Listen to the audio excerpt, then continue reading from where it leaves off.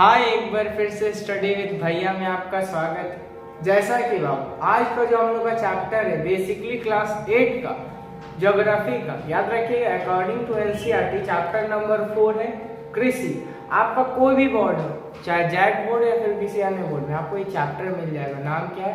कृषि, एग्रीकल्चर का बात करेंगे। अच्छा, चैप्टर बढ़ने से पहले हमेशा बात करते हैं कि अगर चैप्टर का मीनिंग समझ में आ जाए तो हम लोग काफी हद तक चैप्टर समझ में आ जाएगा कि हम लोग पढ़ने क्या है। ठीक है, अभी पढ़ने क्या जा रहे हैं। ठीक है, कृषि का मतलब क्या होता है? हम लोग खेती भी बोलते हैं जब हम लोग कोई भी चीज का उपजाते हैं। ठीक है, यानी उत्पादन करते हैं तो वो कहलाता है हमारा कृषि। लेकिन यहाँ जो कृषि है ना, वो यहाँ तो दो तरह का हो सकता है, तो उपजा करके भी या फिर किसी चीज को पाल के भी। फॉर एग्जाम्पल, अगर हम मुर्गी पाल रहे हैं तो मुर्गी पालन भी एक तरह से मेरा कृषि हो गया। ठीक है, बहुत लोग अलग अलग तरह का, कोई भेड़ बकरी पालता है, सरना रहता है, कोई गाय पालता है, तो इस तरह का चीज भी मेरा किस में आता है? कृषि के अंतर्गत ही आता है। ठीक है, आई थिंक समझ में आया कृषि का मतलब क्या होता है। अब समझेंगे कृषि को बहुत सारा तरह का प्रकार में। ठीक है, या फिर कृषि भी किस तरह से उपजाते हैं हम। ठीक है, यानी कि क्या क्या जरूरत होती है कृषि के लिए। ठीक है, और कौन सा देश में क्या होता है, ये सब सारा से हम लोग इस चैप्टर में देखने वाले हैं। सो बिना किसी वक्त गवाए आज का चैप्टर स्टार्ट करते हैं।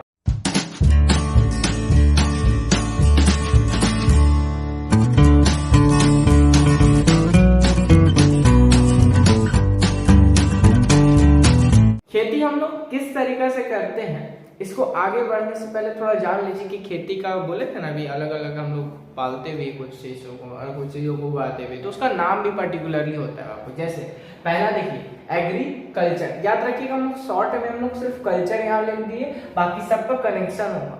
क्या होगा? कनेक्शन होगा, यानी दोनों इसके साथ जुड़ जाएगा। तो एग्रीकल्चर मतलब देख लीजिए इधर कृषि कार्य। एग्रीकल्चर मतलब क्या? आपको इधर कृषि कार्य, यहाँ कार्य लिखा हुआ। ठीक है, यहाँ क्या लिखा हुआ है? कार्य, कृषि कार्य। जब हम लोग खेती बाड़ी करते हैं ना, वो ये कृषि कार्य। ठीक है, तो एग्रीकल्चर मतलब समझ में आया।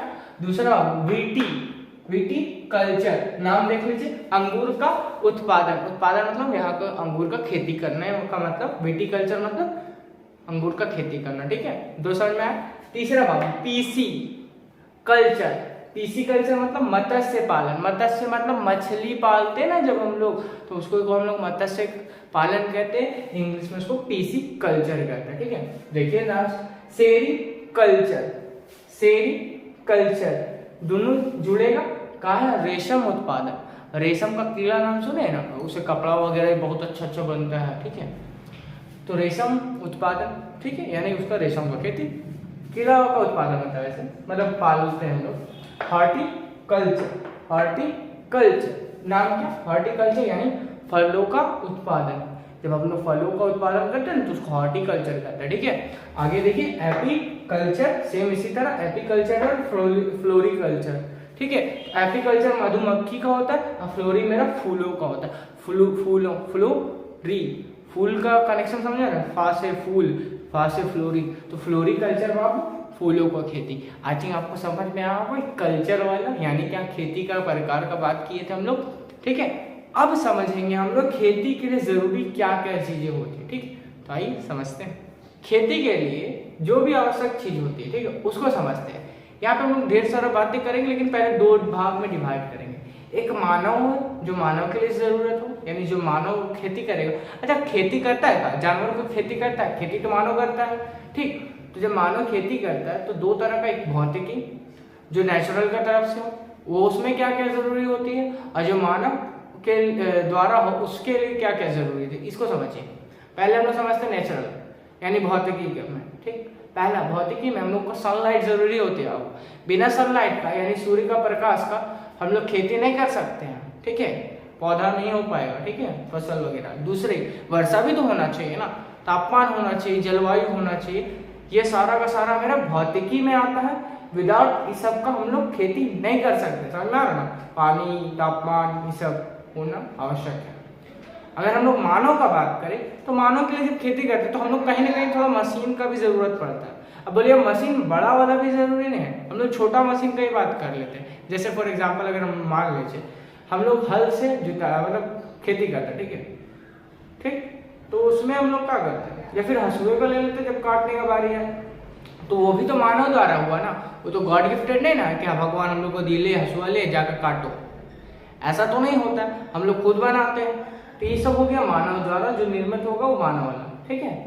और होता नेचुरल, ये था मानव जो जरूरी हो।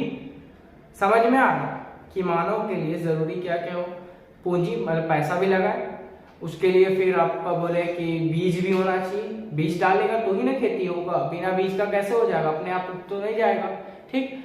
फिर बोले कि उसके लिए थोड़ा मशीन का भी जरूरत होता है। अब मान के चलिए तब तो जरूरी है, ठीक है भैया।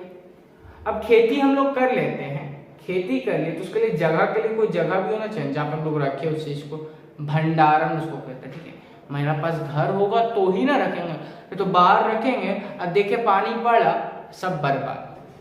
समझ में आ रही है, ये सब जरूरी किस चीज के लिए होती है, खेती के लिए, जो मानव द्वारा होती है।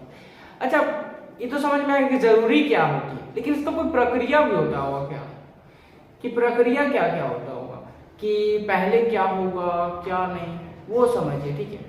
प्रक्रिया क्या क्या होती है, ठीक है। तो जब हम लोग बात करते हैं, जब हम लोग क्या खेती को कोई प्रक्रिया का, तो सबसे पहले क्या प्रक्रिया होती है, तो पहला प्रक्रिया होती है बाबू जुताई का। जुताई मतलब क्या होता है, जब जोतना होता है तो पहला जुताई, दूसरा बाबू बुआई, ठीक है, उसमें डाल के उसमें ढकते वगैरह भी ना, दूसरा बुआई, तीसरा अगर बात करें निराई होता है, ठीक है, चौथा बात करें सिंचाई होता है।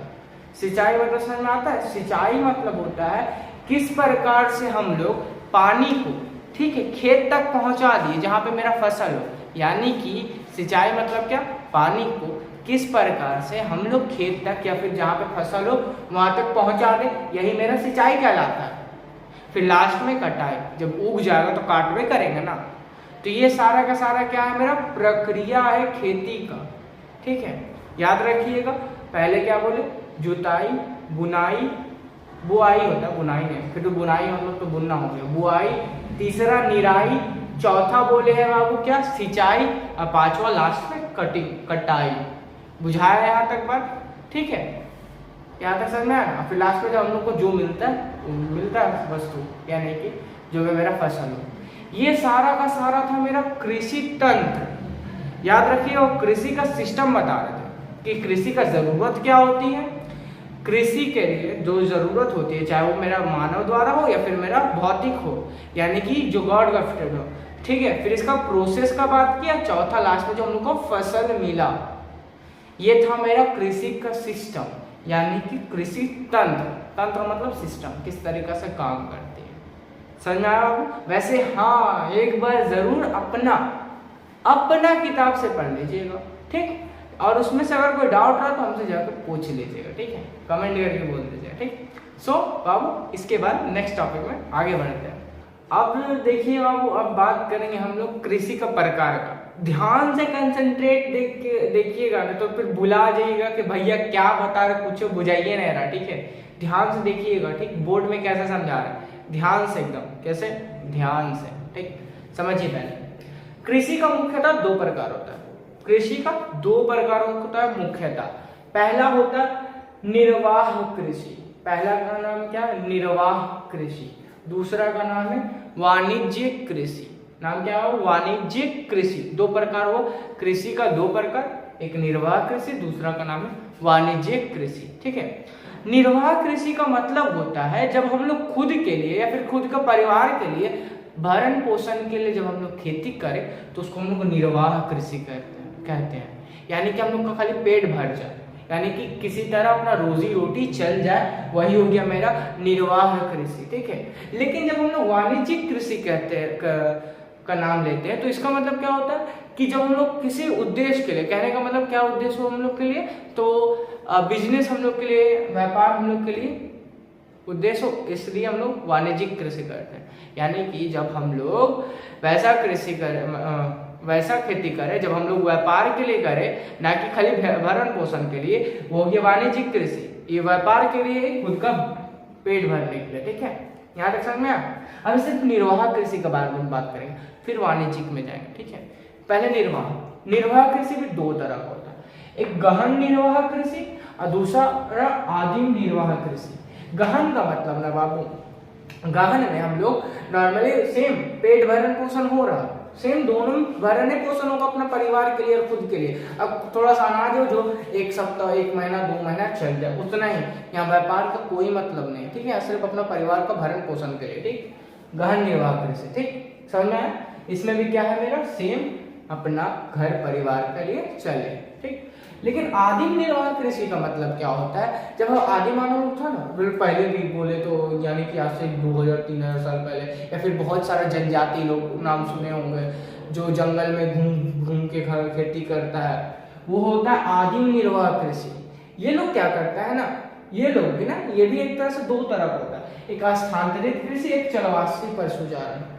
स्थानांतरित कृषि और दूसरा क्या है, चलवासी पशुचारण। इसका मतलब होता है कि लोग एक स्थान से दूसरा स्थान जाए, ठीक है, वहां का जंगल को साफ कर देता था और करने के बाद ना वहीं पे खेती करता था, ठीक है। जो भी जला ना, जो देखिए एक स्थान से दूसरा स्थान गया, वहां पे सारा जंगल वगैरह को मतलब क्या करता था, जला देता था, वहीं पे खेती करता था, ठीक है। तो हो गया स्थानांतरित कृषि। इसको हम लोग कर्तन एवं दहन प्रणाली भी कहते हैं, कर्तन एवं दहन प्रणाली। अपना बुक में जरूर पढ़िएगा, ठीक है, उसमें मिल जाएगी आपको, ठीक। आदिम निर्वाह कृषि अब नहीं होती है, पहले होती थी, इसलिए इसको आदिम नाम लिया। आदिम मतलब पुराना होता है, ठीक है। अच्छा, चलवासी पशुचारण मतलब क्या ना, खेती तो कर रहा, खेती के साथ साथ वो पशु पालन भी कर रहा, यानी कि अगर हम ही खेती भी कर रहे हैं, एक स्थान से दूसरा स्थान जा जाके, साथ साथ हम पशु को भी अपना लेके जा रहे हैं, भेड़ बकरी को, तो वो भी मेरा किसमें आता है, चलवासी पशुचारण। समझ में आया। स्थानांतरित में कहा था बाबू, खाली हम लोग खेती करते घूम घूम के, आज यहाँ तो कल कहीं और, कल कहीं और तो परसों कहीं और, एक दिन में नहीं होता था। या कब 6 महीना साल भर में लोग करता था, 6 महीना यहाँ 6 महीना कहीं और, फिर साल भर वहाँ फिर कहीं और, ये होता था स्थानांतरित। पशुचारण भी सेम होता था, लेकिन अंतर क्या है, पशुचारण में मेरा पशु लोग को भी लेके जाता था। समझ में आया। बेसिकली निर्वाह कृषि किसको कहते हैं, भरण पोषण वाला, ठीक है, ठीक है। अब बात करते हैं वाणिज्यिक कृषि का। वाणिज्यिक कृषि अभी बोले कि ये मुख्यतः उद्देश्य क्या रहता है, व्यापार उद्देश्य रहता है हम लोग का, ठीक है। ये भी 3 तरह का होता है, वाणिज्यिक कृषि भी 3 तरह का होता है। पहला वाणिज्यिक अनाज कृषि, अनाज का नाम से पता चल रहा है कि भैया कि अनाज खाली उगाता होगा, यानी मुख्यतः गेहूं, चावल, ये सब ज्यादा उगाता होगा, ठीक है। लेकिन मिश्रित कृषि, मिश्रित मतलब मिक्सर, समझ आ रहा है, मिक्स, तो मिक्स का होगा, एक पहला जो अनाज हो, दूसरा मेरा पशुपालन भी हो। मिश्रित कृषि में हम लोग देखिए सारा का उद्देश्य मेरा व्यापार है, और इधर सारा का उद्देश्य मेरा था सिर्फ परिवार वगैरह के लिए, ठीक है, और थोड़ा बचत के लिए। लेकिन यहाँ सारा बात होगा मेरा व्यापार के लिए, मुख्यतः उद्देश्य रहेगा बिजनेस। लेकिन अंतर क्या होगा वो समझने का। वाणिज्यिक अनाज कृषि में हम लोग मुख्यतः अनाज वगैरह उगाते हैं, लेकिन ये जो मिश्रित कृषि है ना, मिश्रित कृषि में हम लोग फसल तो उगाते हैं, साथ ही साथ हम लोग का पशुपालन भी होता है, ठीक है। यानी इसमें फार्मिंग भी होता है ढेर सारा अलग अलग तरह, जैसे चाहे मेरा मुर्गी पालन हो, अभी जो बात कर रहे थे ना, मुर्गी पालन हो गया अलग अलग तरह का, तो ये भी मेरा मिश्रित में आता है। समझ में आ रहा है। मिश्रित में मेरा फसल के साथ साथ क्या होता है, पशुपालन भी होता है। जैसे इधर हो रहा था चलवासी पशुचारण में, सेम मिश्रित भी। अंतर क्या है, बिजनेस का, ठीक है। रोपण कृषि में ना, रोपण कृषि में बहुत बड़ा जगह में हम लोग रोप के उगाते हैं। फॉर एग्जाम्पल, अच्छा हम लोग कभी देखे हैं टीवी वगैरह में देखे होंगे कि टाटा टी ढेर सारा बागान होगा चाय वगैरह का, या फिर कॉफी का देख लीजिए, वो सारा का सारा मेरा रोपण कृषि में आता है। समझ आ रहेगा। रोपण कृषि बहुत बड़ा जगह में होता है, ठीक है। इसका कब में हमें वाणिज्यिक कृषि कम में होता है, लेकिन इसमें अंतर क्या है, इस समय अनाज वगैरह ज्यादा उगाया जाता है। आई थिंक समझ में आया कृषि का प्रकार। याद रखिए, घर में जाकर जरूर पढ़िएगा, ठीक है। ऐसे घर ही में होगा तो घर ही में पढ़िएगा, एक बार बुक निकालिएगा, पढ़ना स्टार्ट, ठीक है। अब बात करेंगे फसल का, अलग अलग तरह का फसल का। याद रखिएगा बाबू, ये जो फसल अगर एकदम बेसिकली एकदम बहुत इजी वर्ड में समझाने वाला है, ठीक है, बहुत इजी वर्ड। लेकिन अंदर क्या, ये जो सारा बात बता रहे आप नोट्स जरूर करिएगा उसको अपना कॉपी में, ठीक है। बात करते अब क्या, अपना फसल का अलग अलग तरह का, उसका कंडीशन क्या होता है, भौगोलिक दशा क्या होता है उगाने का, ठीक है, समझते हैं। सो अब बात करते हैं बाबू कि प्रमुख फसल और उसके लिए क्या क्या जलवायु, मतलब क्या क्या उसका भौगोलिक दशा जरूरी होता है, ठीक है, यानी एक छोटा सा एक एग्जाम्पल देते हैं पहले, फिर इधर बात करते हैं।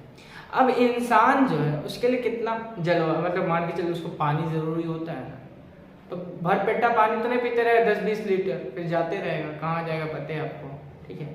अब मान के चलिए उसको 60 या फिर मान के चलिए 100 डिग्री सेल्सियस में उड़ाया गया, ठीक, मर नहीं जाएगा, बुझा रहा है। तो जलवायु भी जरूरी होता है, किस तरह का क्या नहीं, उसी तरह फसल को भी जरूरी होता है, ठीक है, वो समझते हैं। पहला चावल की बात करें, चावल ना बाबू, चावल के लिए जो पानी होता है ना, कम से कम साल भर में 100 से 200 सेंटीमीटर कम से कम उसको पानी चाहिए, ठीक है। और तापमान कितना, 16 से 27 डिग्री सेल्सियस उसमें तापमान होना चाहिए। तो मिट्टी, कौन सा मिट्टी होना चाहिए, तो उसका नाम है चिकनी जलोढ़, मिट्टी का नाम है चिकनी जलोढ़। जलवायु कैसा होना चाहिए, उष्ण कटिबंध। याद रखिएगा, ये जो बात बता रहे हैं हम शॉर्ट बता रहे हैं, ठीक है। आप नोट्स करके अपना खुद लैंग्वेज में लिखिएगा कि हाँ चावल के लिए ये जरूरी होता है, इतना जरूरी होता है, अगर नहीं होगा तो खत्म हो जाएगा, ठीक है, जैसे कि उगबे नहीं करेगा। फॉर एग्जाम्पल मान के चलिए चावल, मान के चलिए कि जो वर्षा हुआ 50 सेंटीमीटर तक हुआ, लेकिन जरूरी कम से कम कितना होना चाहिए, 100 से 200। तो यानी कि मेरा जो वर्षा हुआ वो तो कम हो गया ना, कम हो गया है, जिसके कारण मेरा चावल वहां से उगेगा नहीं। क्लियर हो रही बात। अब गेहूं के लिए जरूरी कितना, सेम 50 से 100। कितना तापमान होना चाहिए, 16 से 18 होना चाहिए। मिट्टी का नाम क्या है, दोमट मिट्टी है। जलवायु कैसा होना चाहिए, शीतोष्ण कटिबंध जलवायु बाबू, ठीक है। अगर आप बात करें मक्का का, याद रखिए प्रमुख फसल बात कर रहे हैं यहाँ, जितना भी मक्का यानी मकई का है, मकई के लिए कितना होना चाहिए मेरा वर्षा, 60 से 100 होना चाहिए सेंटीमीटर। और यहाँ पे देख लीजिए 18 से 27 डिग्री सेल्सियस होना चाहिए क्या मेरा तापमान होना चाहिए। अब बलुई मिट्टी होना चाहिए, नाम है बलुई मिट्टी, ठीक है, याद रखिएगा नाम क्या है, बलुई मिट्टी, ठीक। और मेरा कौन सा, उपोष्ण कटिबंधी जलवायु है। क्लियर हो रही है ना। चाय के लिए सेम 150, कपास के लिए 60 से 100। तापमान देख लीजिए आप, इसके लिए तापमान 29 डिग्री सेल्सियस, कपास के लिए 24 डिग्री सेल्सियस। मिट्टी का नाम क्या, पर्वतीय ढाल मिट्टी, इसका क्या, काली मिट्टी। अच्छा, पर्वतीय ढाल मिट्टी के बारे में समझ लीजिए। कभी देखे हैं टीवी वगैरह में कि चाय का बागान है और पहाड़ टाइप का, ऐसे ढलान टाइप का है, तो पर्वत टाइप में है, ठीक है, पर्वतीय ढाल मिट्टी होना चाहिए, ठीक है। जलवायु का नाम क्या, उष्ण कटिबंधीय। अच्छा, उष्ण मतलब क्या होता है वो समझ लीजिए। उष्ण मतलब होता है जब गर्मी हो, थोड़ा ऐसा ना पूरा ठंडा हो, बुझा रहे, ठीक। काली मिट्टी किसके लिए, कपास के लिए। जलवायु का नाम क्या है, आर्द्र नमी युक्त जलवायु। अच्छा, इतना समझ में आया ना। अच्छा, एक सवाल है कि धान का कटोरा किस राज्य को कहता है, कमेंट करके जरूर बताइए, आपका बुक में है, ठीक। सो इतना होगा, अगर किसी तरह का डाउट होगा इस सब में से तो जरूर कमेंट करके बोलिएगा। सो थैंक्स फॉर वॉचिंग, जय हिंद जय भारत।